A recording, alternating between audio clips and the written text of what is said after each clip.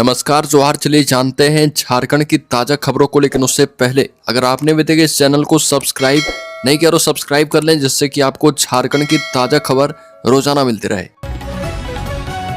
सबसे पहली खबर, झारखंड में पलामू सबसे गर्म 40 डिग्री हुआ पारा। राज्य भर में तपिश लगातार बढ़ती जा रही है। कई जिलों में पारा 40 के पार हो चुका है। जमशेदपुर का अधिकतम तापमान 40 डिग्री और सहवासा का तापमान 40 डिग्री रिकॉर्ड किया गया है। अगली खबर की बात करें तो रांची यूनिवर्सिटी में एक और अधिकांश विषयों में शिक्षकों की भारी कमी है, जिसका सीधा असर एकेडमिक कार्य पर पड़ रहा। विश्वविद्यालय की पहल पर शिक्षक को अपने के अलावा दूसरे कॉलेज में जाकर कक्षाएं लेनी पड़ रही है। वहीं दूसरी ओर कुछ विषयों में एडमिशन लेने वाले छात्रों से अधिक प्रोफेसर की संख्या है। वहीं ऊपर से जूनियर रिसर्च फेलोशिप है, यानी पढ़ने वाले से पढ़ाने वालों की संख्या अधिक है। अगली खबर, भाषा के आधार पर होगा स्कूलों का वर्गीकरण, सरकार करवाएगी सर्वे। राज्य सरकार सरकारी स्कूलों का फिर से सर्वे करवाएगी। भाषा के आधार पर स्कूलों का वर्गीकरण किया जाएगा। यह सर्वेक्षण इसलिए होगा ताकि सरकारी स्कूलों के पोषक क्षेत्र के सभी बच्चों के बारे में यह पता लगाया जा पाए कि उनकी मातृभाषा क्या है, वो कौन कौन सी भाषा बोल और समझ सकते हैं। 10 मार्च को शिक्षा मंत्री रामदास सोरेन ने कहा था कि सरकारी स्कूलों में क्षेत्रीय भाषा की पढ़ाई होगी। स्कूलों में जैसे एक क्षेत्रीय भाषा के 10 से 15 छात्र होंगे, वहां पर एक शिक्षक को लाएंगे। अगली खबर, 1 अप्रैल से 5 प्लेसमेंट एजेंसियां चलाएगी शराब की खुदरा दुकानें। 1 अप्रैल से शराब की खुदरा दुकानें बंद नहीं होगी। 5 प्लेसमेंट एजेंसियों को इन्हें चलाने का काम सौंपा जाएगा। उत्पाद एवं मद्य निषेध विभाग के मंत्री योगेंद्र प्रसाद ने अवकाश होने के बावजूद विभागीय अधिकारी के साथ मैराथन बैठक की और इसमें कई निर्णय किए गए। जानकारी के मुताबिक राज्य में उत्पाद की खुदरा दुकानें चला रही 7 में से 2 को छोड़कर 5 प्लेसमेंट एजेंसियों को 2 महीने या फिर नई उत्पाद नीति के लागू होने तक अवधि विस्तार दिया जाएगा। अगली खबर, पेयजल घोटाले के आरोपी कैशियर की 1 करोड़ 76 लाख की संपत्ति जब्त। प्रवर्तन निदेशालय ने पेयजल विभाग में हुए घोटाले के आरोपी कैशियर संतोष कुमार की 1 करोड़ 76 लाख रुपए की संपत्ति जब्त कर ली है। जांच में पता चला है कि संतोष ने जालसाजी कर अपने बैंक खाते और एक फर्जी कंपनी के खाते में 22 करोड़ रुपए ट्रांसफर करवाया था। ये राशि नगर विकास विभाग ने पेयजल विभाग को योजना के क्रियान्वयन के लिए डिपॉजिट वर्क के रूप में दी थी। फर्जी निकासी का मामला सामने आने के बाद पेयजल विभाग ने संतोष कुमार के खिलाफ 2 करोड़ 71 लाख रुपए की फर्जी निकासी के आरोप में सदर थाने में FIR दर्ज करवाई थी। अगली खबर, 25 दिन में रांची के बाजार में होगा अपने खेतों का तरबूज, प्रति एकड़ 1 लाख रुपए की कमाई। राजधानी रांची के किसानों के लिए तरबूज की खेती वरदान साबित हो रही। आज से 6-7 साल पहले जहां तरबूज की खेती करना कोई किसान सोचता भी नहीं था, वहीं आज कई प्रखंडों में इसकी खेती की जा रही है। इनमें चानो, मांडर, बुढ़मू, पिठोरिया शामिल है। सिर्फ ओरमांझी क्षेत्र में 500 एकड़ से ज्यादा में इसकी खेती हो रही है। ओरमांझी के 50 से 60 किसान तरबूज एवं खरबूज की खेती कर रहे और लाखों में कमा रहे। अगली खबर, रक्षा राज्य मंत्री संजय सेठ सहित 8 लोगों के खिलाफ पंडरा ओपी में नामजद FIR। रक्षा राज्य मंत्री संजय सेठ समेत 8 लोगों के खिलाफ पंडरा ओपी में नामजद FIR दर्ज की गई है। इन पर रांची बंद के दौरान सरकारी काम में बाधा डालने का आरोप है। यह FIR पंडरा ओपी प्रभारी मनीष कुमार के बयान पर दर्ज की गई है। FIR में ओपी प्रभारी ने कहा कि भाजपा नेता अनिल टाइगर की हत्या के विरोध में भाजपा और आजसू ने 27 मार्च को रांची बंद का आह्वान किया था। मैं पुलिस टीम के साथ सुबह करीब 5:30 बजे विधि व्यवस्था का जायजा लेने निकला था। अगली खबर, झारखंड के 85 लाख राशन कार्ड धारियों को बड़ी राहत।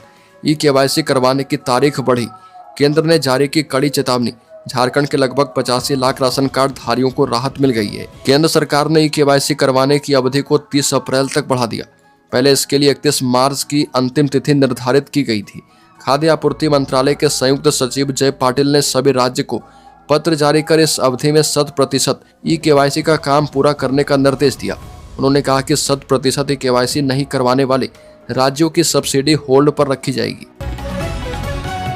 अगली खबर, झारखंड के 8वें पास शख्स बना करोड़पति, रातों रात चमकी दर्जी की किस्मत। ड्रीम 11 ने झारखंड के कई युवाओं की किस्मत बदल दी है और अब वो रातों रात करोड़पति बन चुके हैं। ड्रीम 11 पर टीम बनाकर इन्होंने बड़ी रकम जीती है। चतरा का दर्जी शाहिद इस मामले में पहला युवा नहीं है। इससे पहले हजारीबाग और गिरिडीह के भी कई युवाओं ने ड्रीम 11 से अपनी किस्मत चमकाई और वो भी करोड़पति बन चुके हैं। हालांकि यह जोखिम भरा खेल है और हर विजेता यह सलाह देता है कि इसे खेलते समय पूरी सोच समझ के साथ निर्णय लेना चाहिए। अगली खबर, झारखंड में अडानी का 1200 करोड़ का धमाका। बता दें कि अडानी समूह के मुखिया गौतम अडानी और राजेश अडानी ने झारखंड के मुख्यमंत्री हेमंत सोरेन से उनके घर पर मुलाकात की और इस मीटिंग में झारखंड में निवेश और दूसरे जरूरी मुद्दे पर बातचीत की गई। मुख्य सचिव अलका तिवारी और मुख्यमंत्री के खास सचिव अविनाश कुमार भी मौजूद थे। लगभग 2 घंटे तक चले इस मीटिंग में गोड्डा में बनने वाले सीमेंट प्लांट और हजारीबाग के बड़का गांव में गोडुल पाड़ा कोयला ब्लॉक पर बातचीत हुई है। सूत्रों से पता चला है कि हजारीबाग जिले के बड़का गांव में गोडुल पाड़ा कोयला ब्लॉक प्रोजेक्ट के लिए 513 हेक्टेयर जमीन तय की गई है। अगली खबर, चंपई सोरेन ने इंदिरा गांधी का जिक्र कर कांग्रेस पर लगाया बड़ा आरोप। चंपई सोरेन ने कहा कि 1967 में आदिवासी नेता बाबा कार्तिक उरांव ने संसद में डिलिस्टिंग प्रस्ताव पेश किया था, जिसमें उन्होंने धर्म बदल चुके लोगों को आरक्षण से बाहर करने की बात कही थी। चंपई सोरेन ने कहा कि उनके प्रस्ताव को तत्कालीन केंद्र सरकार के द्वारा संसदीय समिति को भेज दिया गया। इस पर विधेयक पर संसद की संयुक्त समिति ने बहुत छानबीन की और 17 नवंबर 1969 को अपनी सिफारिशें दी।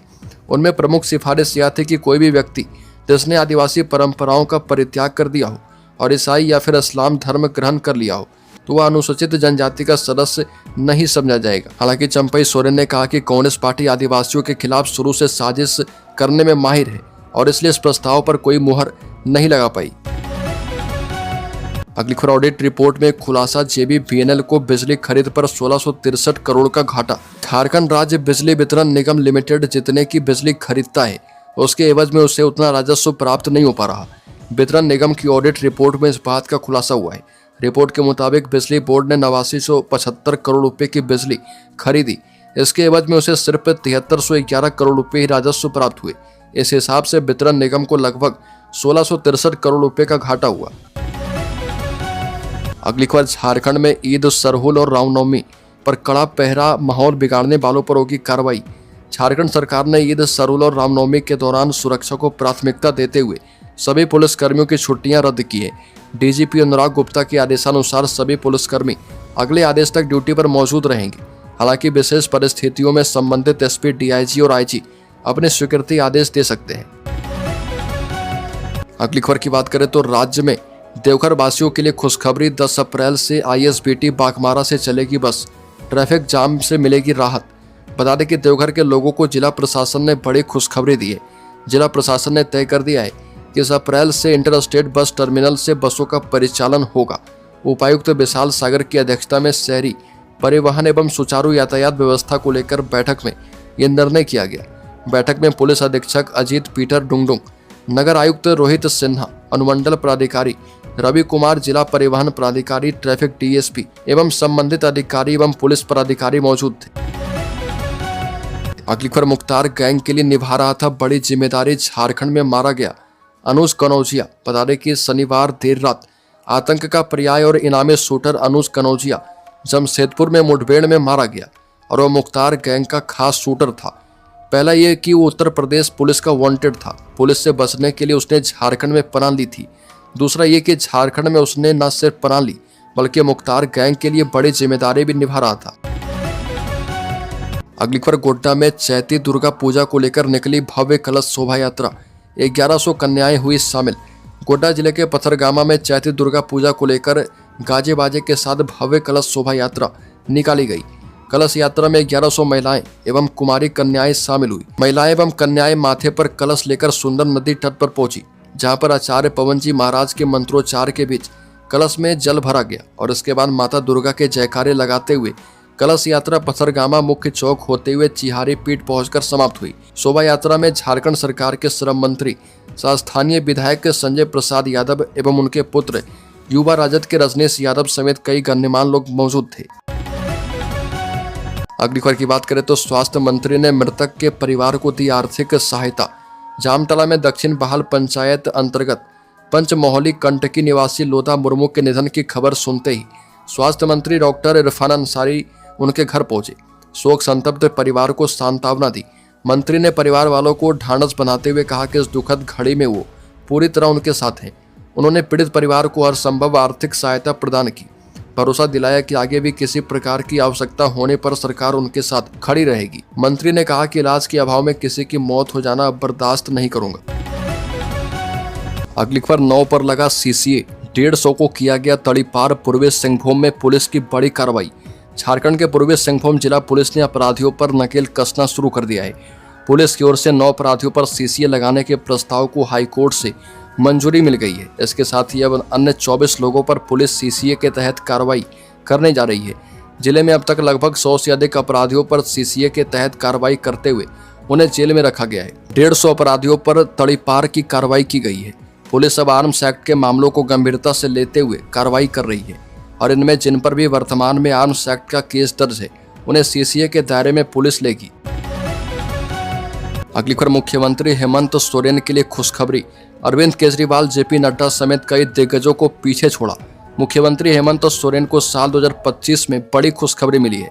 अब वे देश के टॉप 50 हस्तियों में शामिल हो गए। उन्हें 100 सबसे शक्तिशाली लोगों की सूची में जगह दी गई है। दरअसल अंग्रेजी दैनिक इंडियन एक्सप्रेस ने देश के 100 सबसे शक्तिशाली लोगों की सूची जारी की, जिसमें मुख्यमंत्री हेमंत सोरेन 40वें स्थान पर हैं। हालांकि बीते वर्ष में यह 100 शक्तिशाली व्यक्तियों की सूची में शामिल थे। अगली खबर, सरकार ने राज्य के 22 समेत राज्य के 100 स्कूलों का रोका अनुदान। सरकार ने राज्य के करीब 100 उच्च विद्यालयों का अनुदान रोक दिया है। वो ऐसे स्कूल हैं जिन्हें झारखंड सरकार से स्थापना अनुमति प्राप्त थी और इन्हें विगत 15 वर्षों से अनुदान की राशि मिलती आ रही थी। अनुदान अचानक रोक दिए जाने से इन स्कूलों के शिक्षकों एवं कर्मचारियों के समक्ष गंभीर आर्थिक संकट खड़ा हो गया है। वित्तीय वर्ष 2024-25 के लिए भी सरकार ने इन विद्यालयों से अनुदान के लिए आवेदन मांगे थे, जिसके बाद जिला शिक्षा पदाधिकारी ने स्थलीय जांच कर अपनी अनुशंसा स्कूली शिक्षा एवं साक्षरता विभाग को भेज दी थी। अगली खबर, राज्य में बोले यादव समाज के लोग, कहा कि हमारे व्यवसाय पर बड़े उद्योगों का कब्जा। झारखंड की जनसंख्या में यादव समाज की आबादी 12% है। 5 लाख से अधिक यादव समाज के लोग रांची में रहते हैं और इसमें 90% परिवार पारंपरिक दूध के व्यवसाय से जुड़े हुए हैं। हालांकि समाज के लोगों को आज भी बुनियादी सुविधाओं के लाभ से वंचित होना पड़ता है। आर्थिक स्थिति ठीक नहीं रहने से बच्चों को उच्च शिक्षा के लिए प्रेरित नहीं कर पाते हैं।